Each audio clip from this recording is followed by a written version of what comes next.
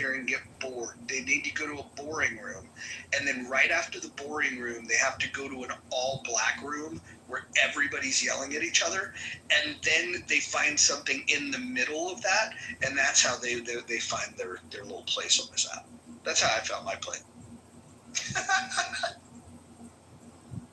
Did you tell people, do you want to talk about, I've been working in this, listening in the background all day, so I didn't really hear what happened, but do you want to tell people what happened to you earlier, or no, is that not appropriate? Nah, that was just a dumb little thing that happens where, you know, I get kicked out of rooms because I have opinions that people disagree with. That's fine. But I'd rather talk about a text message that you sent me. Can I read it to people? Dr. Jordan? Wait, which text message? Give me all of them. Full disclosure. So Dr. Jordan sends me a text message, and he says, "Hey, are white people allowed in healthy debate still?" well, because there were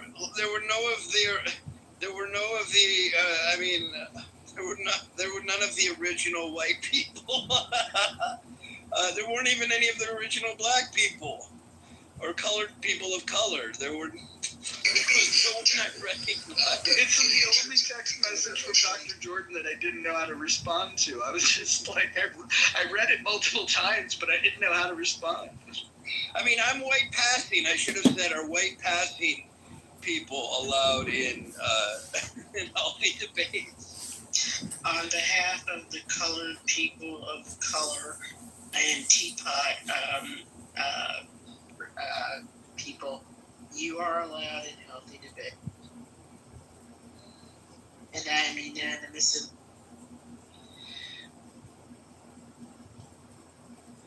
But be careful criticizing Israel. You might get trouble with the law. First Amendment.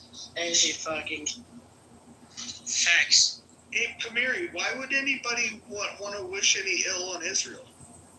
No, it doesn't matter. Israel, Mexico, Japan, First Amendment. What about the First Amendment? I know there's a people recording. I know you can get in trouble. They can label you anti-Semitic, and it's punished by law. This is all attacks on the First Amendment. We know. How are you going to be punished? If you say something that, for example, you will report me and say that this guy is anti-Semitic, and then you start digging with those a lot of documents that Congress signed, which is you say something. If you deny, for example, if you deny existence of Israel, they will label you anti-Semitic and they can get you in trouble. This is direct attack to First Amendment. Somebody here on Clubhouse, allegedly, somebody here on Clubhouse got pulled out of their own house and arrested for being on Clubhouse and saying a few things about wanting to go to America or wanting to just get out of the country, period, and not agreeing with the things that were going on with the war currently, and they were yanked out of their home, arrested, and there was a whole fundraiser thing on here for them. Do you guys speak if this is Hold on, everybody, hold on. Amari, you spoke in generalities, so now I want you to be very specific. Tell me exactly what law and how that would be prosecuted, what you would say, and what you would be breaching. Under the law, please be very specific. If you deny, very slowly, I'm asking you to cite the law. I don't know the law, but Okay, if you deny, so listen. Your ignorance is pretty clear. If you deny the existence of Israel, is it anti-Semitic? If you deny the existence of Israel, it is not against the law in the United States to deny the existence of Israel. Is Do I to think be you are anti-Semitic Yes. against the law? I'm going to answer you. I personally think that if you deny the country exists, it's a state. So I'm not exactly sure what you're denying. The UN resolution in 1947. I mean, what exactly are you denying? But if you have that feeling, and I personally think you're a fucking idiot, and I personally, in my personal opinion, think that you're probably a Jew hater, my guess. No, You haven't first of all, broken listen to any, I'm answering you. You have not broken any law in the United States, and you're free to have that opinion. So please tell me what law you have broken that you would then get in trouble, and what does trouble mean? Please define it specifically.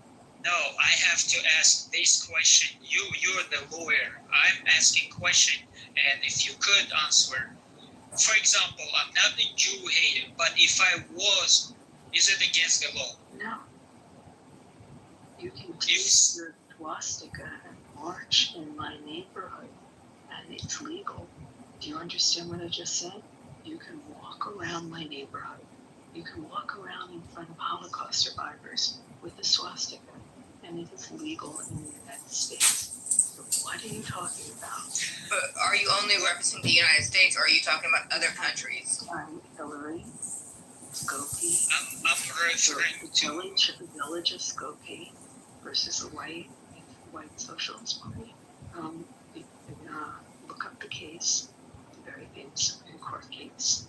It is illegal in the United States to feel hate or allowed to hate in the United States. It is not against the law. It is constitutional. And we have a very, very famous Supreme Court case where a bunch of Nazis marched in Skokie, Illinois, which is where it was the community where a lot of Holocaust survivors lived. And it was constitutional. So please tell me what you're talking about. Here, I will pull out all those 22 bills or something they signed in the Congress, go through them, and then come back and ask you questions. Sure, go ahead. Yeah, I think he's right.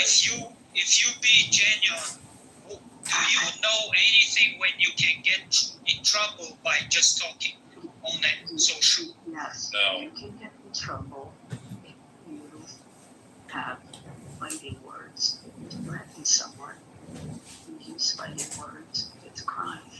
For example, So, what's fighting word? yeah, What do you think they are? I don't know. I'm asking you because I have no idea. Here, let me give you an example. I'm gonna go home and find your Jewish wife and rape her and beat the fuck out of you. Oh, okay. So threat, direct threat. Yes, that's not What protected under if- our Constitution. What if I tell you I'm recording you and I'm gonna find you?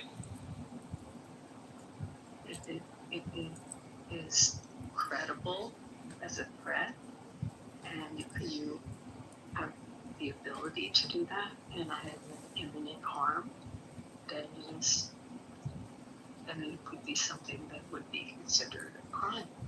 Because that's Anything involving causing harm to yourself or others that puts anyone in an actual real threat, or harm on a child, potential harm on a child, you're gonna get singled out for it. You can be arrested for Well, it. hold on.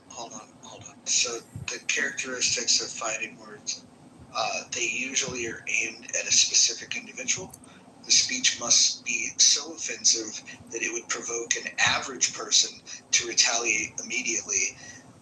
And then there's a face-to-face context component where fighting words typically occur in close-up, in-person confrontations, not through social media or political protests. But you can be threatened on social media. You can threaten. Yes, you can, but that's something. But that's not the provoking nature of fighting words. Threats are illegal no matter if they're delivered by carrier pigeon. Yeah. So come on. Oh my god, I want to carry a pigeon so bad right now. Come on. To carry out my threats. What exactly are you asking